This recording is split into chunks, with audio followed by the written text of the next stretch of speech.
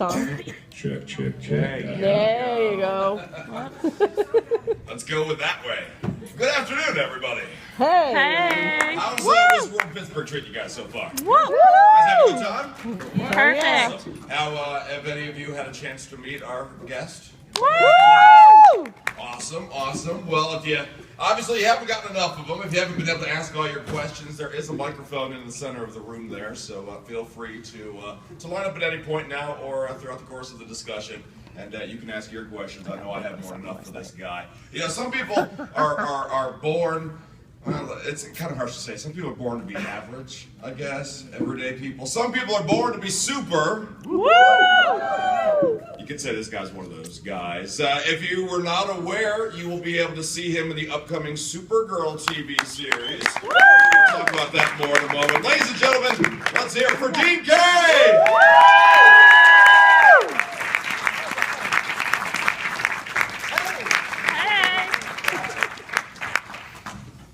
Good afternoon. Yeah. It's afternoon. All right. Good I'm afternoon, thinking about everybody. that as well. How you guys doing? Woo! All right. I see some familiar faces I know out there. You. Are those the crazies? Or are those... Oh, okay. friends. Well, that one guy's crazy back then, but whatever. Seen any good Superman cosplay this weekend? Well, the best one I saw was yesterday at the Supergirl premiere. My man was right up front and owning it. Yes. Owning it. And thank you for doing that special intro yesterday. It's really cool. That was amazing. It was the first time I'd actually seen the show. Thoughts? I knew it was a very good show the way it was written. This is Supergirl, of course, for those who didn't see it yesterday. It was really well written. I had fun shooting it. But you never know how it's going to turn out, Sure. You know, and the end result, and it was fantastic. It exceeded my expectations. It was great.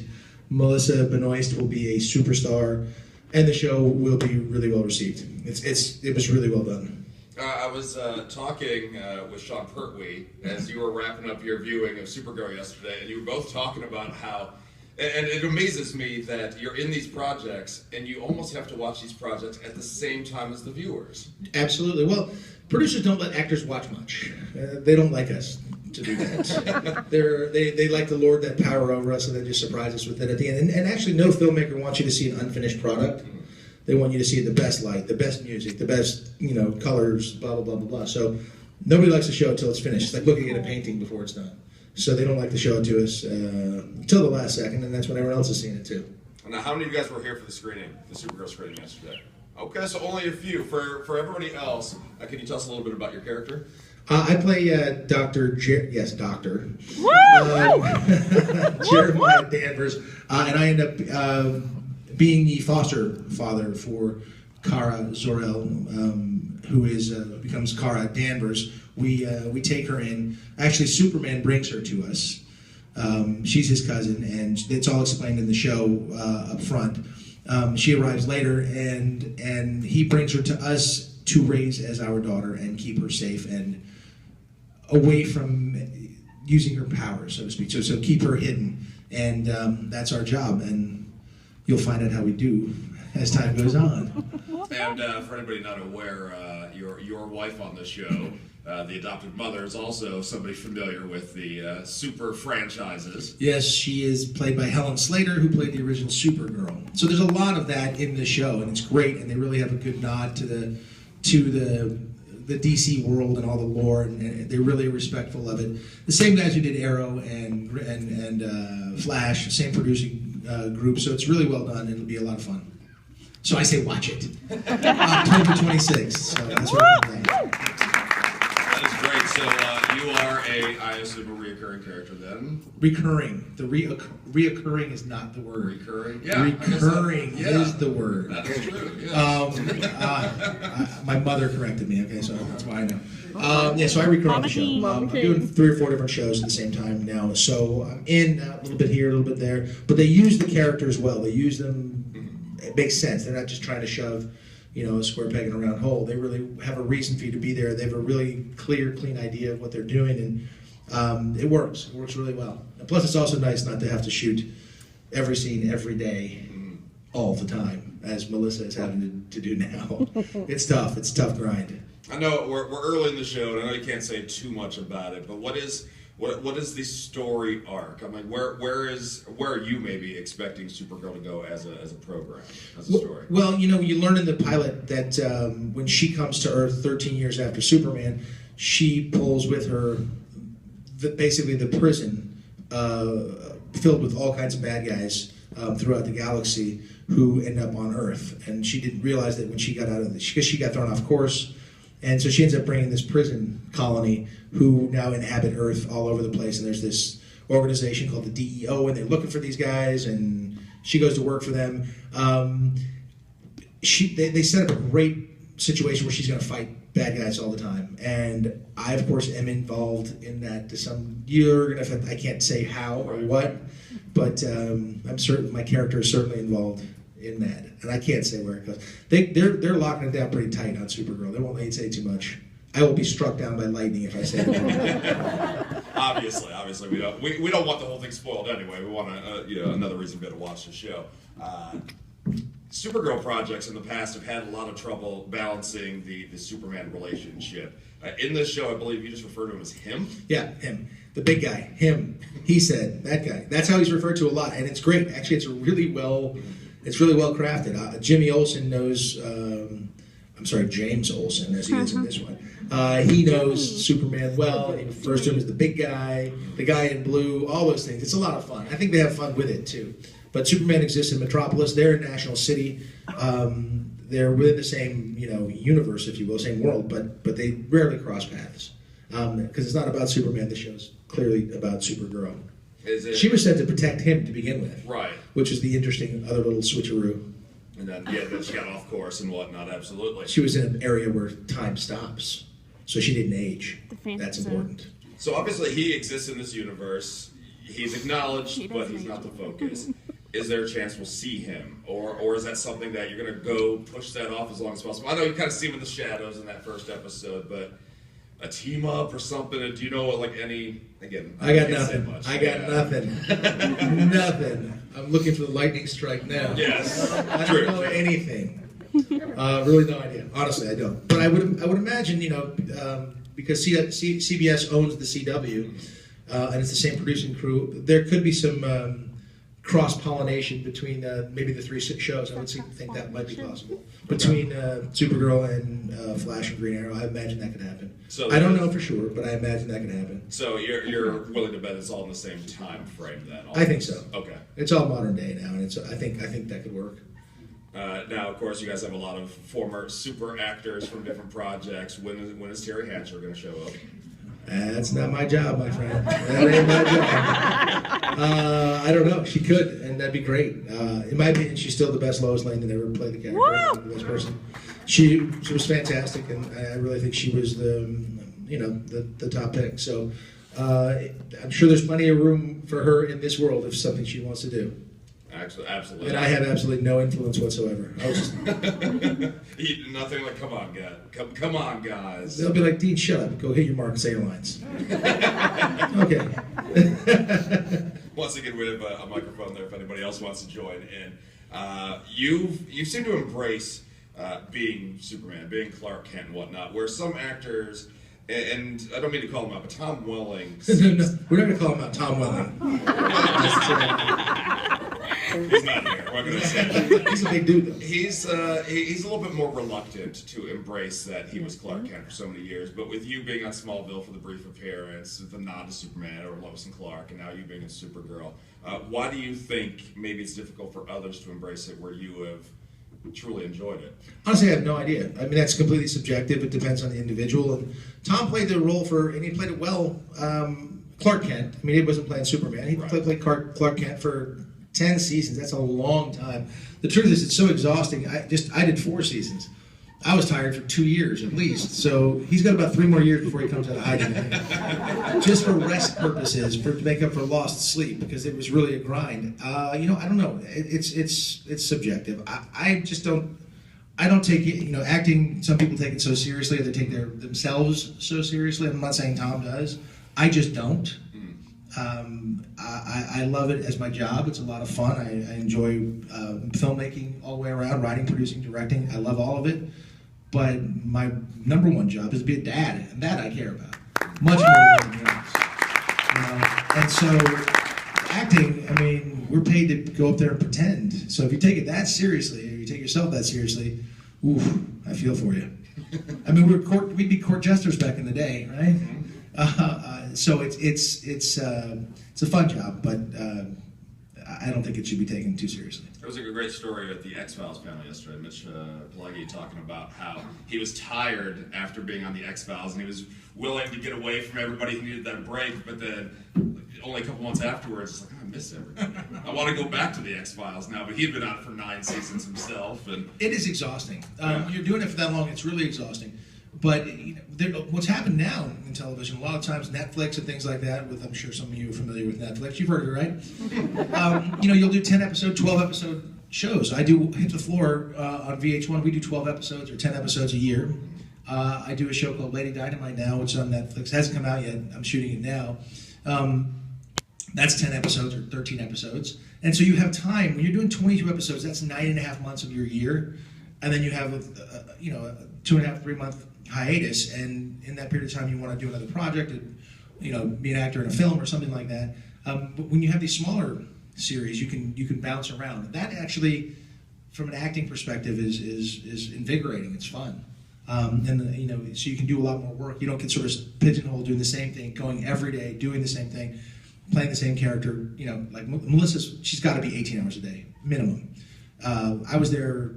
I might have been there. I mean, shooting the other day for a good 14 hours, and that's just a regular day. That's just, you don't even think about it. And that's exhausting when you do that, 5 days. I mean, you start Monday morning at 5 a.m., 6 a.m., you get there, you finish, we call it, if you start on a Friday and you end on a Saturday, we call it a Fraturday. And you get a lot of Fraturdays. They were doing a Fraturday just the other day, and then you have to flip it around. You got one day to flip it around for the weekend. It's exhausting. Then yourself specifically do a lot of these Comic Cons too. So when do you actually take a break? I'm going to get one in 2042.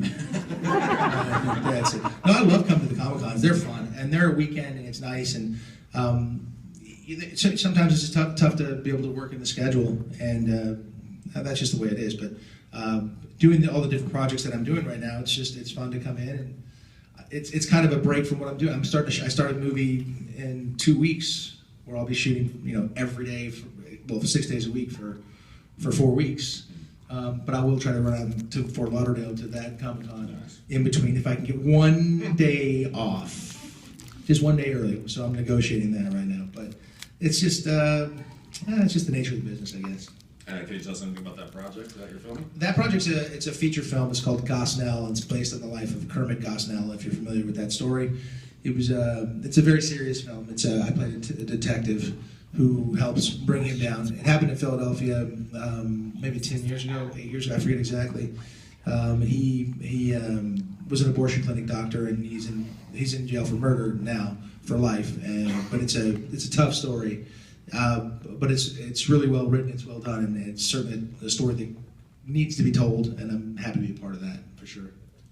Excellent. And you mentioned Lady Dynamite going to be on... Lady Dynamite. Can you tell us about that? Yeah, that's a Netflix series that comes out in 2016.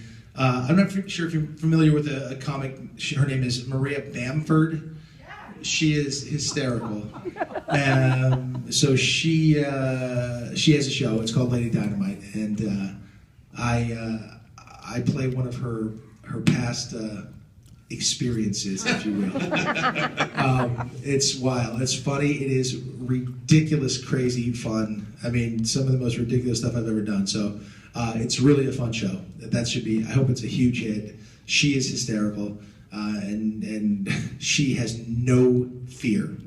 So maybe look her up, Maria Bamford. She's wild, and the show's fun. Lady Dynamite. And that's a good product to be on. Netflix seems to just have this incredible track record of show after show after show, which just gets so much critical acclaim. I love almost all of their original programs. Netflix has done a really great job, and there's a whole lot of other outlets trying to follow that same model, Hulu and Amazon and everybody, and it's great for us as actors because, again, doing 12 episodes of a character and then being able to go away from it and then come back to it it's invigorating. You're ready to go to work and play that character again because you haven't been burned out, so to speak.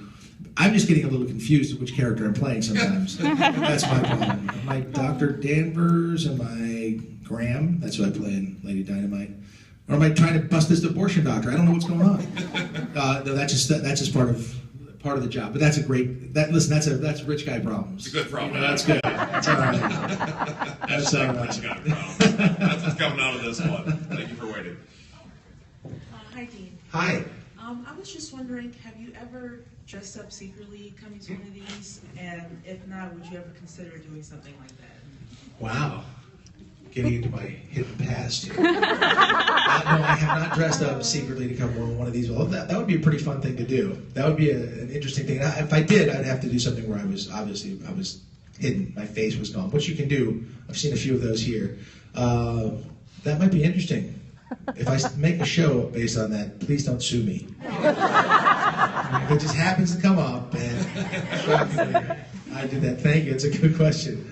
Actually, let me write that down. That's a good one. And it's always interesting to see the celebrities, the recognizable stars, who they would dress up as. Because San Diego Comic-Con, the most common one where people do this. Andrew Garfield dressed up in a horrible Spider-Man outfit to walk around the show floor.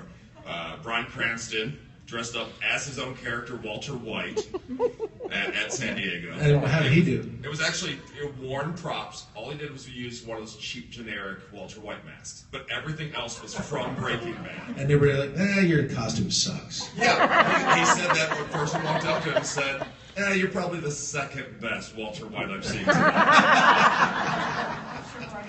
Okay, that's pretty good. But now I think people are latching onto this, that the stars are dressing up as themselves. So, Superman's a little obvious, though. Right. Unless I had a Christopher Reeve mask, I would do that. He was my Superman. That's the guy I saw as Superman. So I would certainly use his mask. But then they'd be like, "Are you Brenda Ralph?" And I'll go, "No, no, he's taller than me."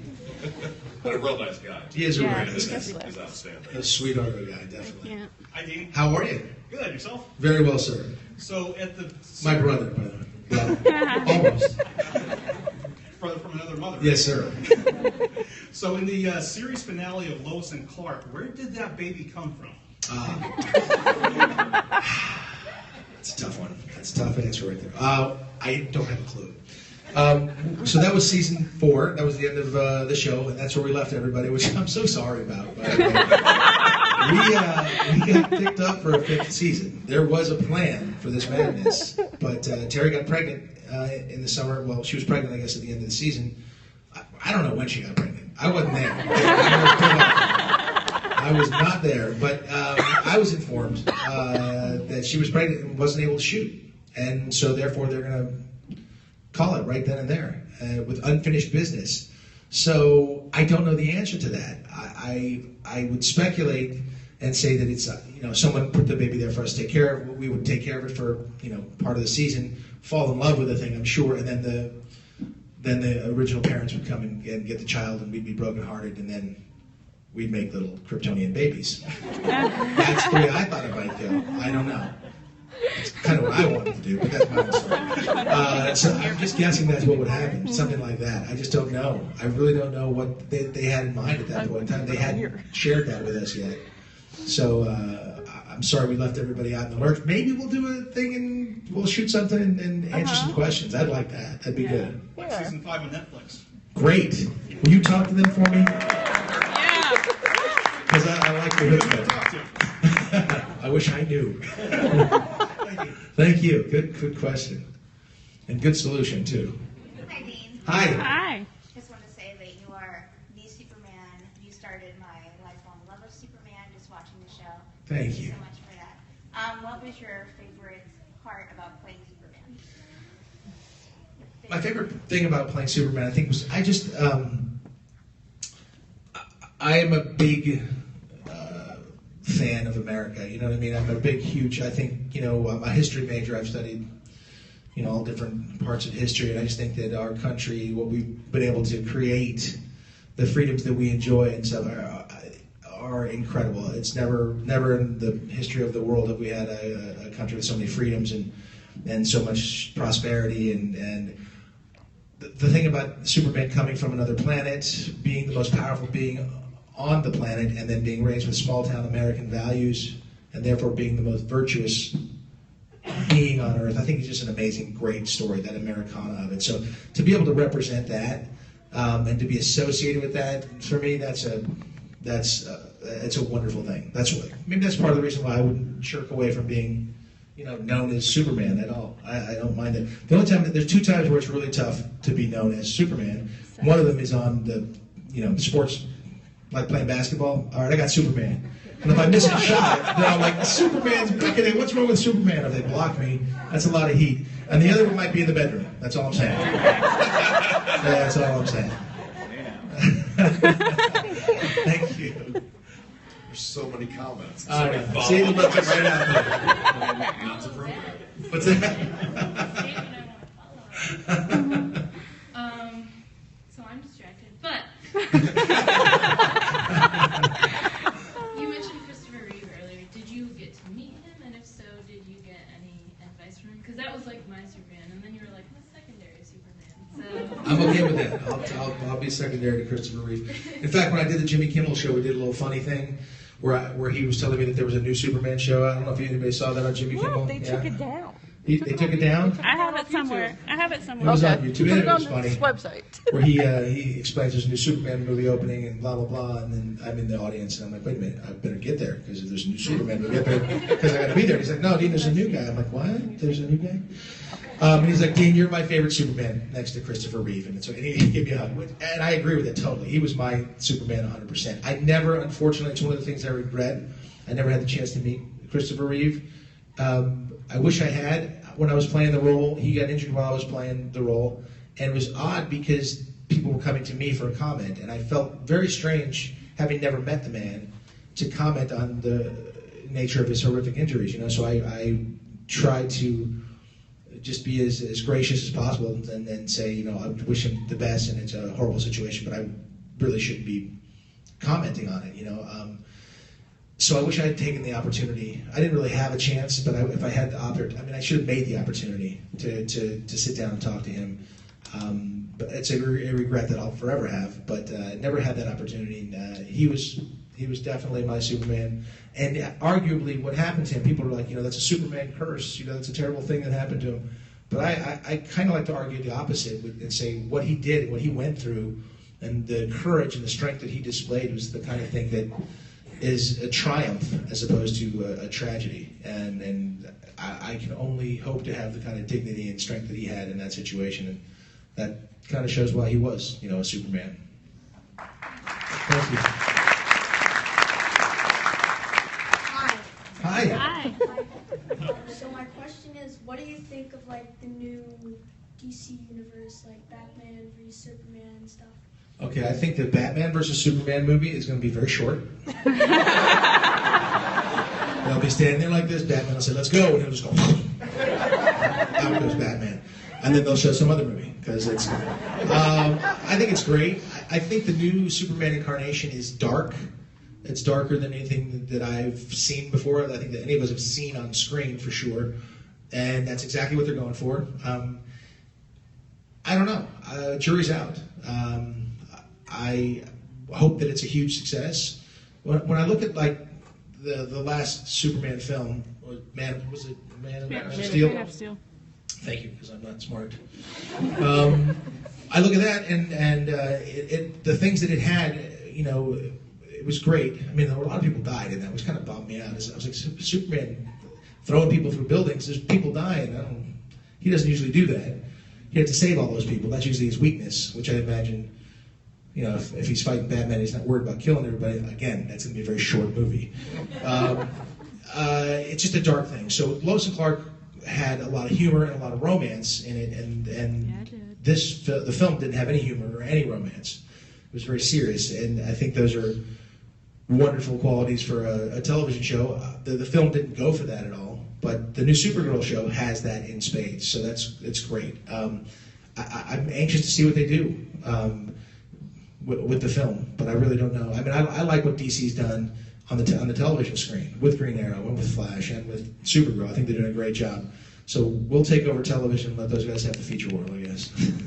I like it. Thank you. Spider-Man. They did just announce this week that Batman has more screen time than Superman in the new movie. See, it's just wrong. Wrong. And top billing too. Batman v Superman. Wrong. Usually put the champ second, though. There you go. Stand out there. I more or less have a statement more than a question. Uh-oh. I sort of wanted to take the opportunity, which most of us don't get, to meet somebody that represents a character like you do, and let you know that you've globally impacted people. When I was in Bosnia, there was a campaign for PSYOP to try and get children to stay away from landmines and mortars. And I don't know if you had the opportunity to see what they put out, but when I worked probably 6 years ago at SOCOM, I met a PSYOP individual, and they said this is one of the few campaigns that actually worked that they put out. Wow. And I can attest to it. When I was over there, there were children.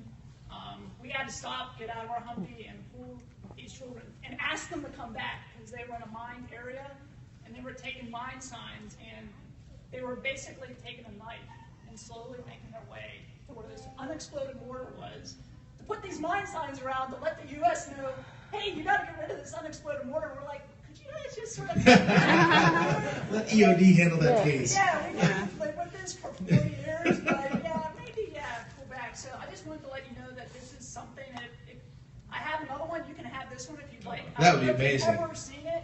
That's It's incredible. all in Croatian, so the Croatian children can read it. So First of all, thank you for your service. Really appreciate it.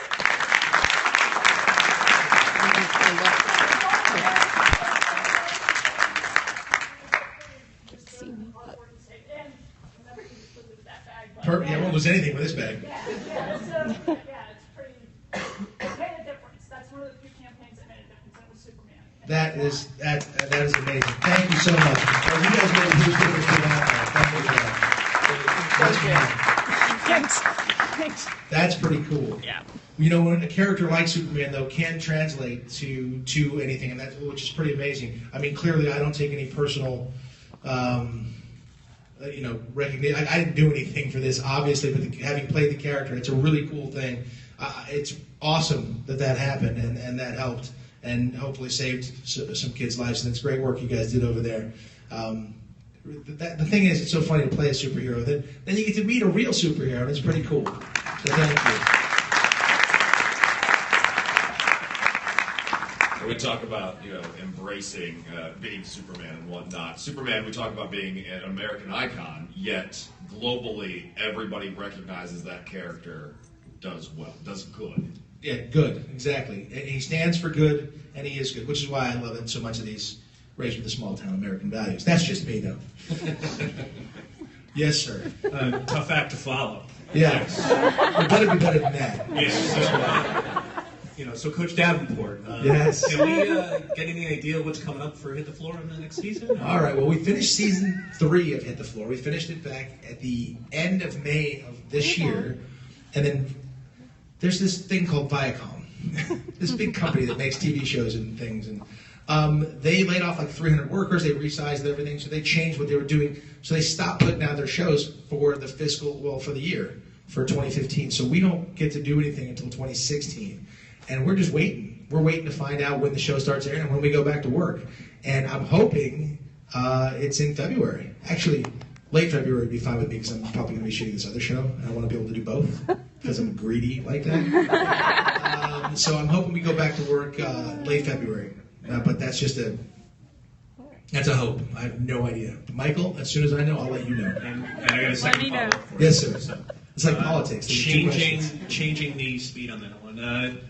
Knowing the different roles that you've taken, all the different genres that you've acted with, and we hope you continue.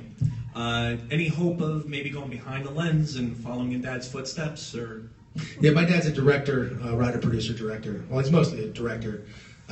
Actually, I'm working for him right now. I'm writing 2 projects for him. He's got this whole big deal he's doing in China. So he may be making a lot of films, in which case I may be making a lot of films because he doesn't work that much more. He's in his 70s now, and he's like, hey, this is tiring. Why don't you do it? I'm like, all right, great. I'll go to work. Yeah, so I really enjoy it. Directing is great, but when you direct a feature film, that's your job for the year. That's one film. And like I said, I'm greedy. I've done like 4 different, I'm literally doing 5 different projects right now. That's awesome. That's just juggling and great. So, you know, when you direct a project, you better love that project, and you better really, really love it, because you're stuck with it for a year. When I start directing, I'll be very happy because I enjoy the process a lot, and it's much more calm, especially once you've finished the actual production and you're just putting it together in post.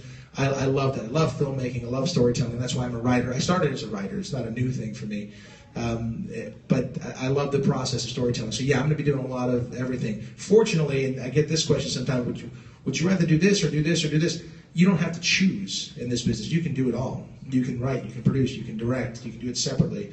And so I'm trying to do some of them together and some of them separately. It's pretty great. And I enjoy that. Plus, it's also great when you can own a project, because then you make a lot more money. Just kind of throw it out there. And I know we're in Pittsburgh, sorry guys, but go Cowboys. Go Cowboys. I see it there too. The Cowboys. It's okay, they're playing the Giants. Everybody hates the Giants, right? Okay. Just kidding. There's a Giant fan out there who doesn't like me now. Kind of jumping tracks from the Superman, what was the most strangest thing you saw in Ripley's Believe It or Not? Man, did I see some strange stuff in Ripley's Believe It or Not. You know, it's so hard to say the strangest thing. I mean, I can think of the strangest individual right now was a guy who was, I think way back somewhere, 9 times removed, there was somebody who was a little bit Native American in this guy's family, and he felt like his spiritual totem was the tiger, so he was trying to turn himself into a tiger. For real. I mean, like, he implanted the big old, you know, the metal ball bearings above his eyebrows. He had little slots for every whisker that would come out to here, and he'd screw them in. So that, I mean, I was like, wow. Sharpened all his nails, his teeth, had the bite done on his mouth. It was amazing. That guy was the strangest individual. But one of the things that, and this might be rumored, okay, so I can't be held liable for this. It's possible he wanted to be a female tiger. That's all I'm saying. That's all but it was odd. He had the deepest voice I've ever heard in my life. So that was an odd individual. I believe he's passed, but if not, he's going to be stalking me like a tiger. So, but we saw a lot of very odd things like that. And a huge number of our segments came out of India. We had 2 crews in India all the time, just because there was so much oddness there. Not to say anybody who's Indian is odd. There was some odd stuff going on. So it was a lot of fun. But the individuals, what people could do to themselves, or what they wanted to do to themselves, it's always amazing. That show was so much fun to be a part of. I wish I was still doing it too, because it was just, I would laugh along with everybody else. We're not laughing at people, we're laughing with them, but sometimes it's really odd. So I'm going to go with that guy. I'm going to go with Tiger Guy. All right, thank you. Thank you. Star-Lord. You forgot that he has eyelids tattooed too. Yeah, see, you know. I definitely remember that episode. That dude scared the heck out of me. My question is about Superman. As the first reiteration of Superman that focused more on dialogue and relationships as opposed to just knocking out the bad guy, did you feel more privileged or more stressed trying to redefine an icon? Wow, that's a great question. He's too smart to be in this room. Yeah, you gotta go start over. That's up here kind of level stuff. We can't. The truth is, Deborah Joy Levine, who created the show, she did such a great job in crafting the characters, and her idea was, you know, to call it Lois and Clark and make it different from the get-go. It's very funny. There's somebody brought to me one of the artists from Mad Magazine, who I don't know if he's here today, but it was from one of the other cons, and they had all the Supermen drawn as you go along, and and they've been sort of Mad Magazined, so they have that look to them. And he drew my character with a pink apron on, and they're like, I hope he's not offended. Actually, I'm not at all. I think it's hysterical, because the character was Clark Kent, and that's who the main character was. And he, you know, it was Lois and Clark. It was about the romance. It was there. So it was on the page when I got the job, and I understood that. There was a stress to playing the greatest America icon of all time, but it's the kind of thing where, you know, you can't understand what that's about until you're doing it. It's like, you know, tell a kid they stick their hand in the fire, it's going to burn. They don't know what that really means, so they stick their hand in the fire and they're like, oh, burn. Wow, I know what that means. So I didn't really understand what I was getting into. I didn't feel the pressure because I was 27, and all of you men who were 27 at one point, we're not that smart. We're just not that smart. So I didn't see it all. I didn't feel the pressure. I just felt like, doing my job as best I could and hope that it was enjoyed it, that I came across as likable or that was terrifying at the beginning. But then once it started, it was just inhabiting the character, and it was really done well by Deborah Joy and put on the page, and that was it. So I didn't feel that pressure. Thank you. I appreciate it. Thank you. Now get out of here. Don't ask more smart questions. Do you think it would have been different had you actually realized the weight of the character at that age? Maybe it might have. You start putting that kind of pressure on yourself to do that. There's something to be said for being naive, and there's a certain beauty. There's no fear, and that's good. So yeah, maybe. I mean, Melissa probably feels a lot more because she's smarter than I was, for sure. But maybe, yeah. A little bit of a pro wrestling fan. I noticed you showed up on my TV the last few months. Doing a movie with The Big Show. Yes. Can you tell us about working with The Big Show and how that movie went for you? I haven't had a chance to check it out yet. It's on my short list, though. All right. Well, if you like violent, I'm in. And just children here. Well, I can say badass. It's badass. That movie is straight rock and roll, just toughness from the get-go. It's the Soska twins directed it, and they're known as the Twisted Twins. Need I say more? They come from the gore world. They are just tough, and so the movie is just nonstop, just action. Big Show.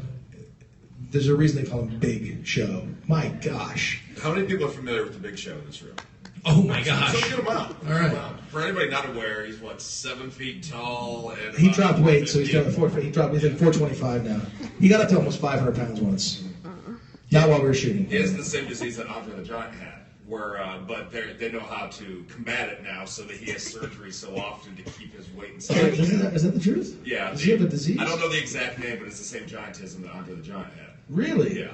See, you know more about this than I do. All I know is he's a great co-star, huge and so strong, and we had to fight every day. We were fighting all the time. The first time I saw him, they're like, "You guys are going to fight?" And the thing, I'm like, "What?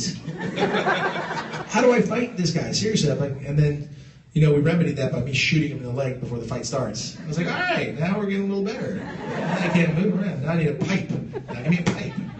I got a pipe, too. Related to that, if you were a pro wrestler, what would be your pro wrestling name? I'd have to be the Man of Steel. I had no choice. Come on. Roman Reigns would lose his Superman punch. I would take that sucker and it'd be over. Is Roman here? No. Good. That dude's big and tough, too. I don't want to mess with him. I'm impressed you know Roman Reigns very well. I met him last week. Good guy. He showed us. We did the Superman punch. Yeah. I didn't want to fight him, though. He was ready. I was like, "No, man, it's cool. We're good." Although a lot of people nickname John Cena Superman, though. Yeah. So. Whoa. I did not say that. Okay? I did not make the comment. That's all the reaction we need. This is kind of an unrelated thing, but somebody asked about Netflix, who to talk to at Netflix. I just wanted to throw this out there because we see a lot of GoFundMe and all this stuff. If you buy a share in Netflix, you have the right to attend the shareholders meeting. So if a community of people ever wanted like brown coats or another season of Lois and Clark, everybody buys one share. They're $98 or less right now. You can all go to the meeting, show up. I like that. Well done, sir. I'm going to show up like in costume too. What are you? I'm like, I'll give you one guess. Hey. You know what? If they'll make the show, I'll do it. Whatever works. That is outstanding. What's that? Well, all I heard was breast cancer, and you were going like this, so I didn't know if that was good. What's that? Oh, fight against it. Okay. Listen, I'm all for fighting against breast cancer. If I could save boobs, I'm good with that. That's a safe statement, right? That's a very safe statement. Yes. We're just about out of time here, but I want to mention you You're in trouble obviously on this one already. No, you made a lot of guest spots on many shows over the years. I think one of my favorites, I was disappointed you didn't do more, was Bird Notice. Bird Notice was fun. I loved Burn Notice. You had a great, one episode role. Yeah, I was going to do more. It's scheduling. And when I was going to go do it, I couldn't. I was shooting something else, and so they couldn't bring me at the time. But Burn Notice was fun. I mean, going down to Miami and running around with those guys, it was awful. Just awful. Just terrible. I hated it. Every moment. I really enjoyed it. It was fun. I liked my character. He was based on a real guy, too, and Ryan Peterborough, and he's a real decent special ops guy. He's a real good guy. So I would love to have done more. And, working with that Bruce Campbell guy, gosh. I never got to see Bruce when I was down there. We're good friends, though, and he had been doing Briscoe County Junior when I was doing Lois and Clark, and then he came on to Lois and Clark for a while, too. And it was one of the actors, I liked him so much that we'd be doing a scene, and they'd be looking at him, and we'd just start laughing, because he's just so funny. And, of course, it was terrible for production. They were like, okay, can you guys get over it now and work? But I'd be the only one laughing. Bruce was stone-faced. This is not fair.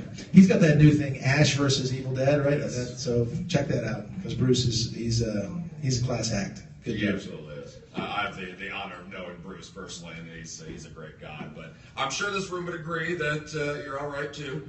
I'll be super. That's it. Yeah. I'll take it. And if they don't already follow you online, where can they find you? Find me on Twitter at RealDeanCane is where and that's it. I'm on Instagram, sort of, not really. My son does it for me, and every 9 months he'll make me post a picture. But other than that, I am on Twitter. I am kind of active on Twitter. Some of you know that, and sometimes I get political, and some people might not like that. But that's okay. Bring it on. Bring it on. Just don't name call. No name call. Here's the thing about Twitter and social media. A lot of people get real brave or get silly. There's nothing I do on Twitter or nothing that I say on Twitter that I wouldn't do or say standing right across from somebody. And I think if people did that on social media, I can't hide. I can't be anonymous and go, you suck, and this is it. If I say you suck, I got to stand there and go, you suck, and this is why. So I wish people were a little more responsible like that, and I wish they'd own up to what they say. Well, in all fairness to the keyboard warriors, it's easy for you to say that because you're Superman. Oh, if only. Thank you for your time today. Thanks for Thank coming you. out Yes, this sir. weekend. Thank you for being here. That's Appreciate it. MVP!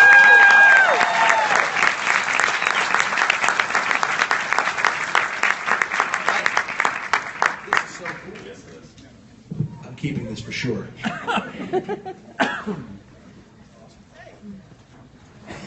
Thanks, guys. Thanks. This is cool. I think that somebody will.